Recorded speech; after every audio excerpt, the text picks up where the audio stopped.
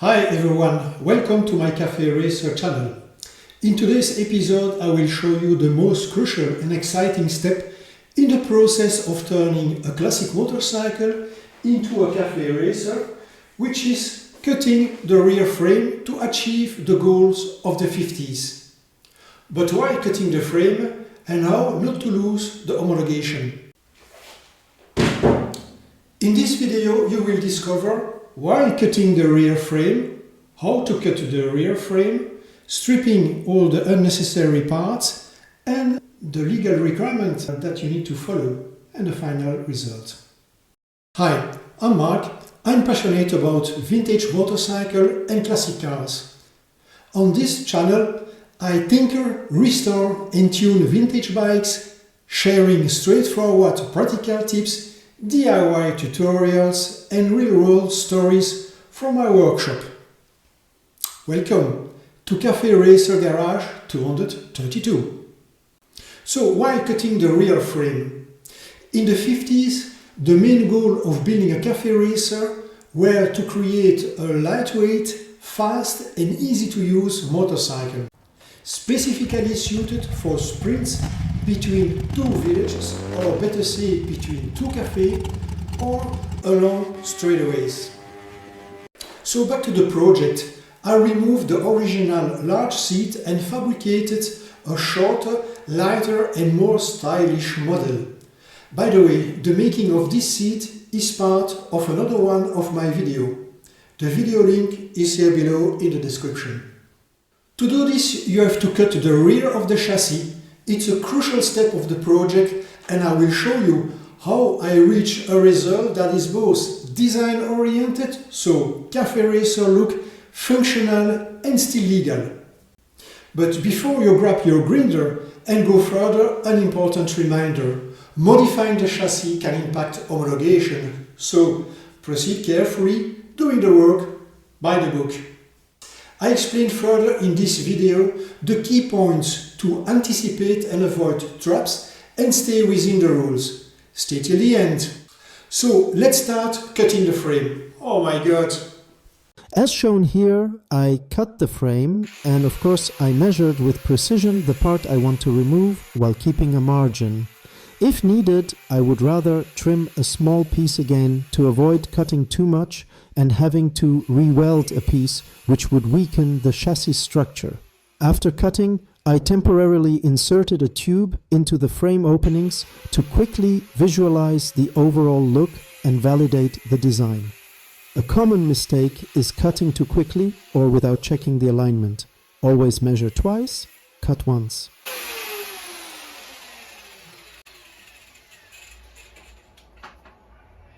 Here is the part of the chassis I just cut it. And now it's time to cut the frame reinforcement. Are you sure?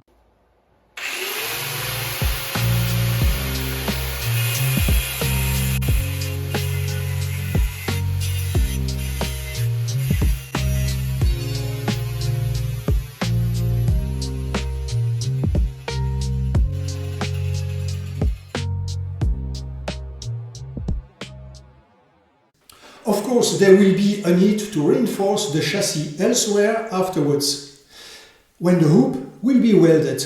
This is part of another one of my video. The video link is here below in the description. I am now cutting the seat support. Cutting these supports that protrude from the frame will allow for a perfect straight chassis line, ideal for accommodating a cafe racer seat.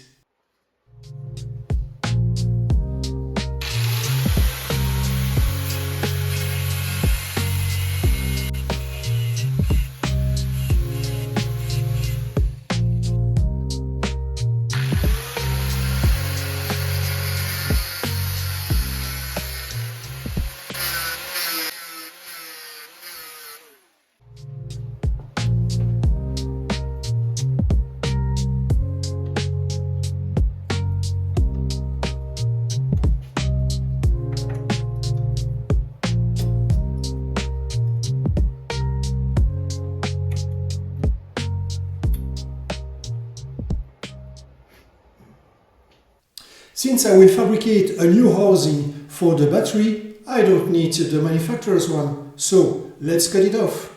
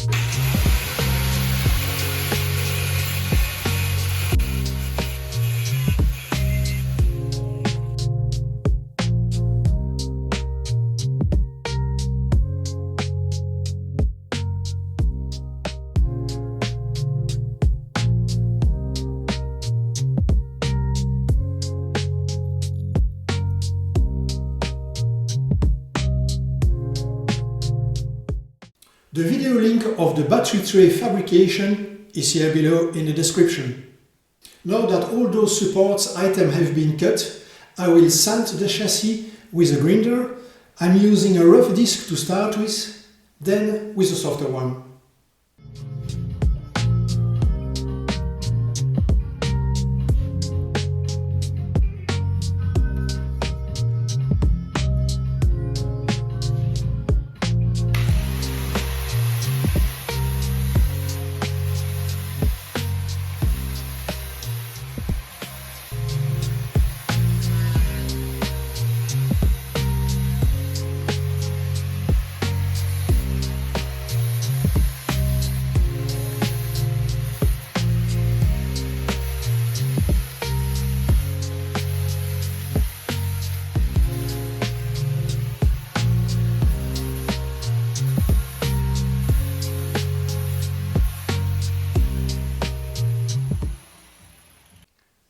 In principle, motorcycle must undergo 3 types of inspection in my country. A technical inspection upon purchase, in the event of a private sale, and after an accident. But in the event of a route check by the authorities, if the police suspect illegal modification, you may have to undergo a new technical inspection or homologation. At least that's the case in my country. Maybe it's different in your country. Tell me in the comments below.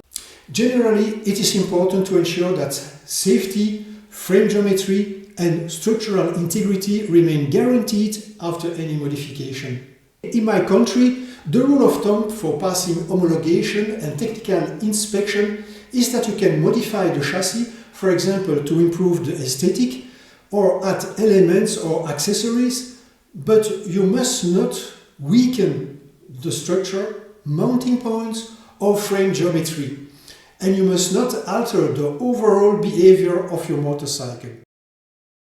As you can see, I cutted the rear of the chassis without altering the mounting points of the shock absorbers, so I don't have to revalidate the motorcycle's homologation.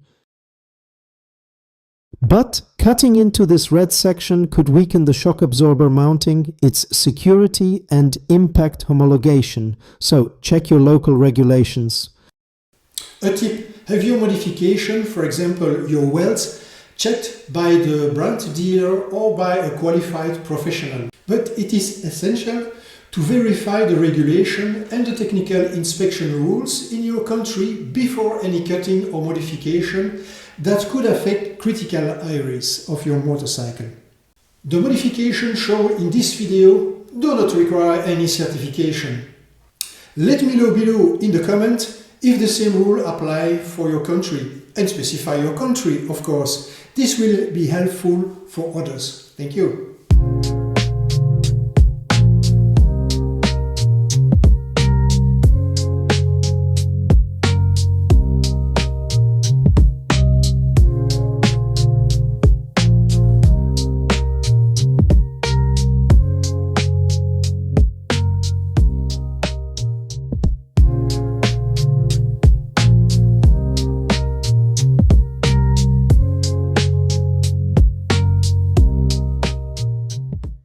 And there you have it. I have shown in this episode how to cleanly cut the rear frame, remove the unnecessary part and cut the chassis while following the rules. The result? A straighter Cafe Racer line and more aggressive design. If you liked it, leave a comment. Don't forget to subscribe. Thanks for watching. See you soon for a new Cafe Racer video. Thanks.